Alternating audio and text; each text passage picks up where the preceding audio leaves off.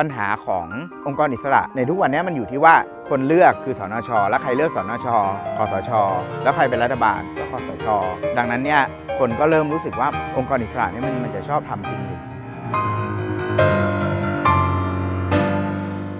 คือเราต้องยอมรับก่อนว่าหลักการของการมีองค์กรอิสระเนี่ยเป็นเรื่องที่ดีและถูกต้ององค์กรอิสระควรจะเป็นอิสระจากอำนาจทางการเมืองเพียงแต่ว่าด้วยสภาวะทางรัฐธรรมนูญสภาพความเป็นจริงของการครองอำนาจในทางการเมืองในปัจจุบันมันยังเป็นอย่างนี้การมีอยู่ขององค์กรอิสระมันก็อาจจะไม่เป็นไปตามอุดมคติสักเท่าไหร่ต้องดูว่าผมเป็นนายกรัฐมนตรีแล้วผมทำอะไรไปแล้วบ้างคือจริงๆแล้วอำนาจขององค์กรอิสระเนี่ยมันเป็นอำนาจที่เรียกว่าอำนาจของฝ่ายบริหารหรือฝ่ายปกครองซึ่งมันเป็นอำนาจของรัฐบาลนะครับเช่นอำนาจในการจัดการเลือกตั้งผมไม่เกี่ยวกับกลไกในเรื่องการเลือกตั้งทั้งอย่างการตรวจสอบการทุจริตเพียงแต่ว่าอำนาจพวกนี้เนี่ยมันมีส่วนได้เสียกับคนที่เป็นรัฐบาลหรือกับผู้ดำรงตำแหน่งทางการเมืองดังนั้นการให้องค์กรที่ทำหน้าที่พวกนี้ไปอยู่ภายใต้ฝ่ายการเมืองหรือว่าฝ่ายบริหารที่เป็นรัฐบาลเนี่ยมันก็จะเกิดความได้เปรียบเสียเปรียบจะว่าได้เปรียบเสียเปรียบเพราะเขาเป็นรัฐบาลทำให้การทำงานเนี่ยไม่ประสบผลสำเร็จก็เลยมีการคิดว่าองค์กรเหล่านี้ควรจะมีอำนาจที่เป็นอิสระจากฝ่ายบริหารจากฝ่ายการเมืองก็เป็นที่มาขององค์กรอิสระเนี่ยครับองค์กรอิสระที่รัฐธรรมนูญ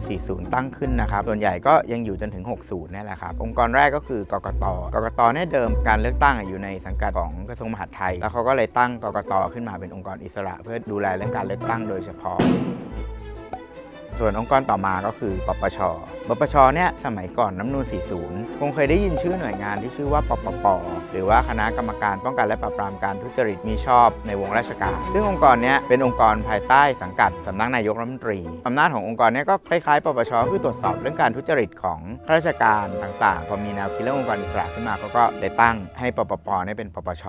ส่วนองค์กรต่อมาก็คือผู้ตรวจการแผ่นดินนะครับในรัฐธรรมนูญ 40 ตั้งชื่อว่าผู้ตรวจการแผ่นดินของรัฐสภาแนวคิดของเขาคือรัฐสภาเนี่ยคือผู้แทนของประชาชนใช่ไหมหน้าที่ของผู้ตรวจการแผ่นดินเนี่ยก็จะเป็นเหมือนตัวกลางหรือผู้ไกล่เกลี่ยกรณีที่ประชาชนเนี่ยมีเรื่องร้องทุกข์ร้องเรียนไม่ได้รับความเป็นธรรมกระทบกระทั่งกับหน่วยงานของรัฐส่วนกรรมการสิทธิ์เนี่ยก็จะทำหน้าที่คล้ายๆกับผู้ตรวจการแผ่นดินแต่ว่าเขาจะโฟกัสไปเรื่องสิทธิมนุษยชนแล้วก็องค์กรต่อมาคตง.นะครับคณะกรรมการตรวจเงินแผ่นดินคณะกรรมการตรวจเงินแผ่นดินเนี่ยเป็นองค์กรอิสระที่ทำหน้าที่ตรวจสอบว่าหน่วยราชการและหน่วยงานของรัฐเนี่ยเอาเงินหลวงเงินแผ่นดินนะครับพูดง่ายๆไปใช้อย่างถูกต้องตามกฎหมายหรือเปล่าสำนักงานอัยการสูงสุดคือตอนแรกยังไม่ได้เรียกองค์กรอิสระนะครับตามรัฐธรรมนูญ 40 จนต่อมารัฐธรรมนูญ 50 เนี่ยเขาถึงเอาอัยการมารวมเป็นองค์กรอิสระเหมือนกั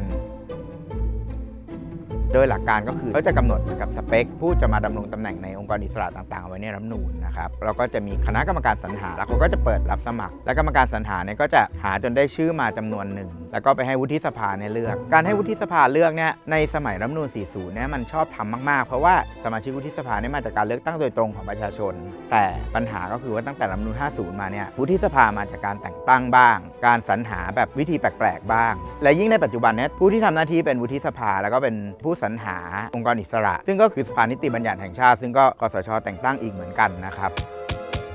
ที่หนักที่สุดก็คือวุฒิสภาที่จะมีขึ้นใหม่ตามรัฐธรรมนูญ 60 ชุดแรกเนี่ยมาจากการสรรหาคัดเลือกของคสช.ล้วนๆเลยครับ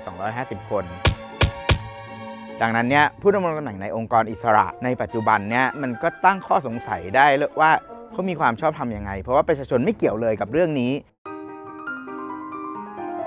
คือการตรวจสอบเนี่ยประชาชนก็มีสิทธิ์จะตรวจสอบได้ครับด้วยการขอใช้สิทธิ์ในช่องทางต่างๆการวิพากษ์วิจารณ์เป็นการตรวจสอบส่วนหนึ่งแต่ว่าถ้าเผื่อจะถอดถอนเนี่ยมันก็จะมีสิทธิ์อยู่ตามรัฐธรรมนูญเอาแค่ประชาชนแล้วกันนะครับการถอดถอนองค์กรอิสระก็คือจะทำได้โดยประชาชนผู้มีสิทธิ์เลือกตั้งไม่น้อยกว่า 20,000 คนนะครับมีสิทธิ์เข้าชื่อยื่นต่อประธานรัฐสภานะครับหรืออาจจะยื่นต่อปปช.ก็ได้และจากนั้นเนี่ยก็จะต้องมีการแต่งตั้งผู้ไต่สวนอิสระซึ่งตรงนี้เนี่ยประธานรัฐสภาก็ต้องเสนอเรื่องไปยังศาลฎีกาเพื่อตั้งผู้ไต่สวนอิสระแต่การจะตั้งได้หรือว่าการจะส่งเรื่องไปศาลฎีกาได้เนี่ยประธานรัฐสภาต้องเห็นด้วยนะว่าเห็นว่ามีเหตุอันควรสงสัยว่ามีการกระทำที่ถูกกล่าวหานะครับจากนั้นพอมีการตั้งผู้ไต่สวนอิสระแล้วเนี่ยเขาก็จะทำการสอบสวนแสวงหาข้อเท็จจริงกันไปถ้าเห็นว่าข้อเท็จจริงเรื่องมีมูลเขาก็จะเสนออัยการสูงสุดเพื่อยื่นฟ้องต่อศาลฎีกาแผนกคดีอาญาของผู้ดำรงตำแหน่งทางการเมืองเพื่อพิจารณาโทษอาญาหรือพิจารณาเพื่อจะถอดถอนออกจากตำแหน่งระหว่างที่ถูกฟ้องก็ต้องหยุดปฏิบัติหน้าที่แต่ถ้าศาลตัดสินแล้วว่ามีความผิดจริงก็ต้องพ้นจากตำแหน่ง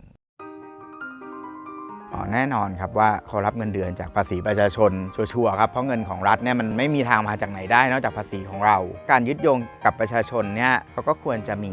แต่ปัญหาก็คือว่าบางทีเราก็ไม่รู้ว่าเขาทำงานโดยยึดประโยชน์ของใครกันแน่อันนี้เราไม่ต้องพูดว่าเขาทำงานภายใต้แบบอะไรของจากฝ่ายการเมืองอะไรหรอกเอาแค่ว่าเขารู้สึกว่าเขาต้องยำเกรงกับประชาชนหรือเปล่าไม่ว่าจะยังไงก็ตามการเข้าชื่อของประชาชนมันมีโมเมนตัมทางการเมืองมันมีความน่ายำเกรงของประชาชนอยู่เหมือนกับการเลือกตั้งเนี่ยแหละครับคือไม่ว่าจะยังไงก็ตามในเสียงของประชาชนที่แสดงออกมาเยอะๆเนี่ยเขาก็น่าจะเกรงใจอยู่บ้าง